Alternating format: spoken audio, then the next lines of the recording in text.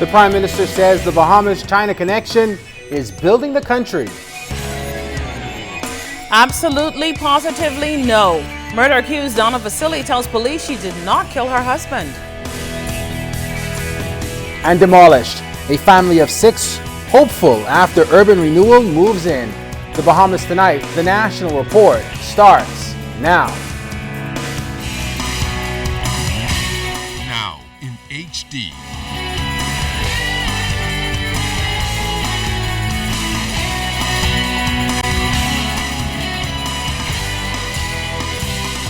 ZNS Network presents The Bahamas Tonight. This portion of the news brought to you by BTC Every Day.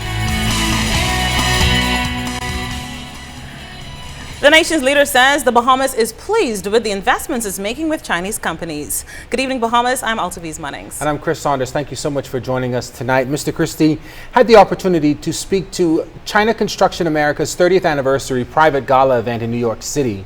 He was among a number of A-list speakers from government and the business sectors boasting about newfound partnerships with China.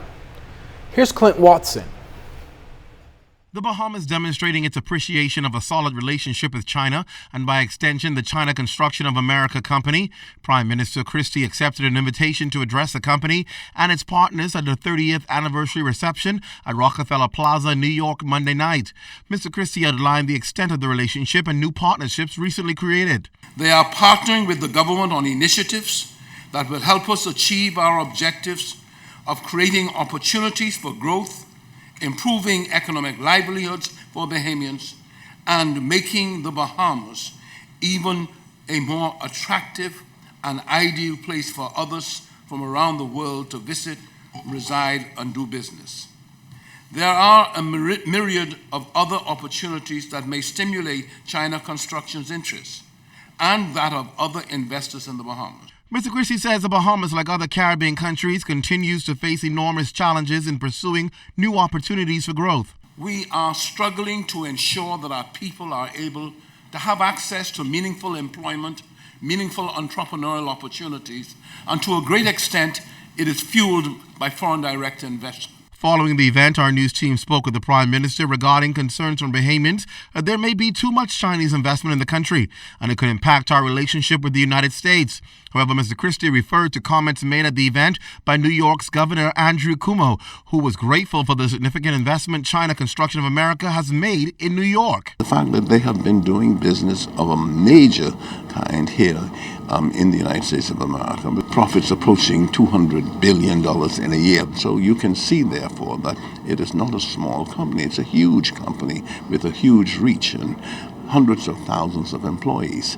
The Prime Minister noted that China has been and continues to be a friend to the Bahamas and the Caribbean, having stepped up to the plate to assist Caribbean countries on a major scale and at a critical time of global economic turmoil. Using best practices in their investment and management companies coming in. And so just as I expect in the investment at the Point, the British Colonial Hotel, I expect them to bring in very, very well-known, significant brands. I can't speak of them now, I know of them, but I think the Bahamas will be very, very delighted as things develop with the China Construction's investment at the Point.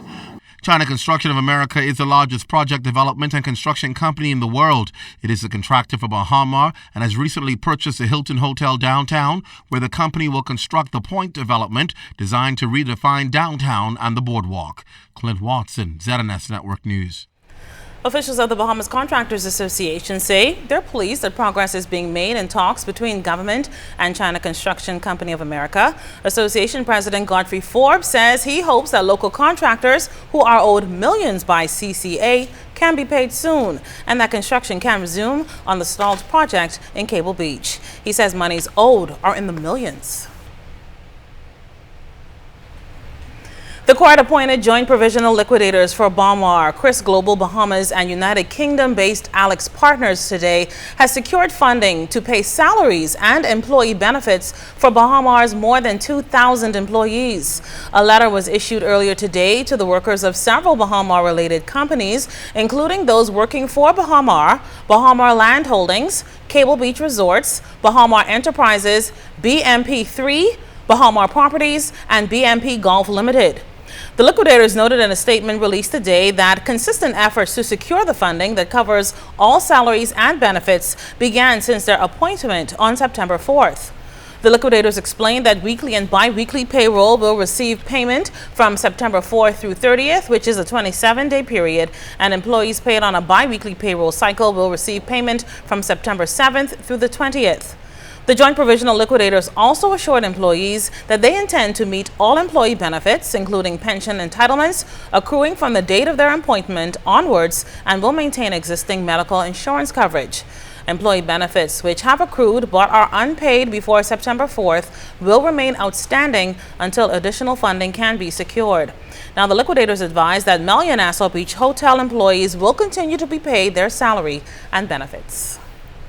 From the courts today, accused murderer Donna Vasily maintained her innocence in a videotaped interview shown to jurors. The 55-year-old Australian is accused of killing her husband, noted podiatrist Dr. Philip Vasily, back in March at their old Fort Bay home. Fern Carey was in court today.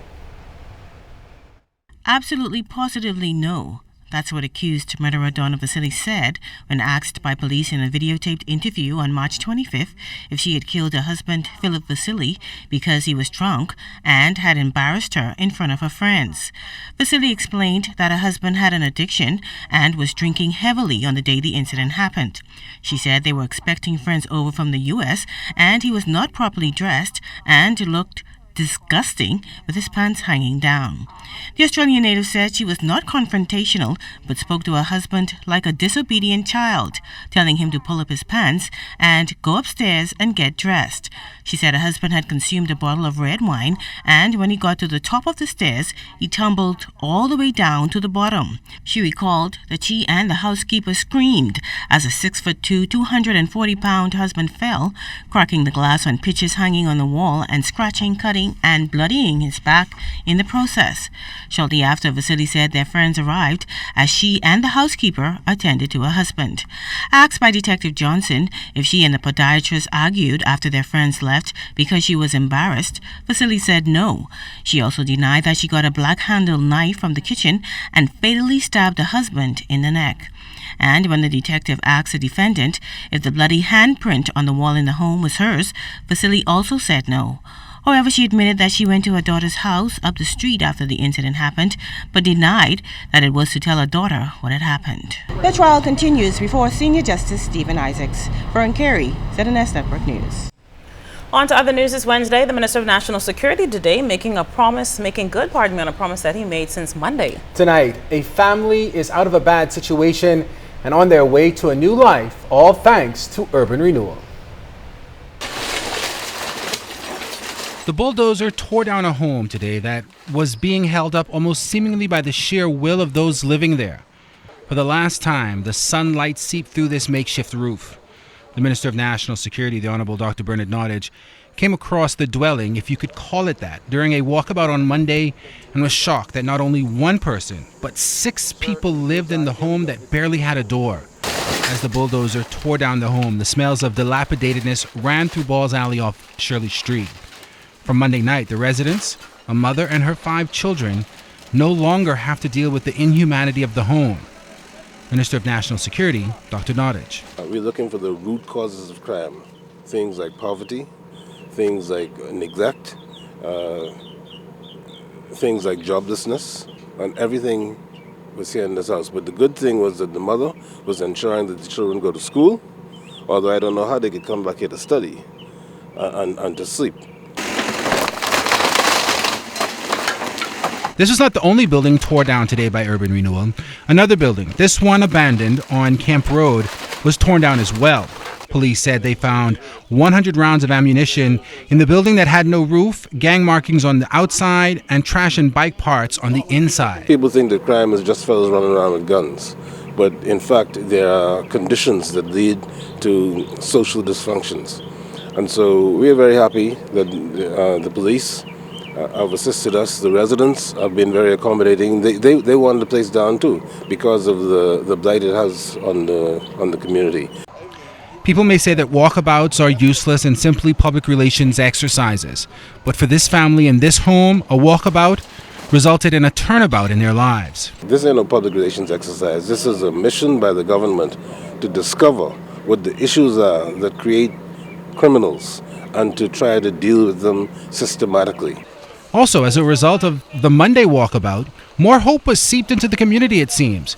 At the government complex on Sutton Street, the minister on Monday noticed graffiti on the wall and asked the young men in the area to help. It didn't look that right. It didn't look right to me. One young man, Bertram McPhee, got the paint, enlisted help, and destroyed the defacements and promoted positivity. Down came 2 buildings, but these communities were definitely built up.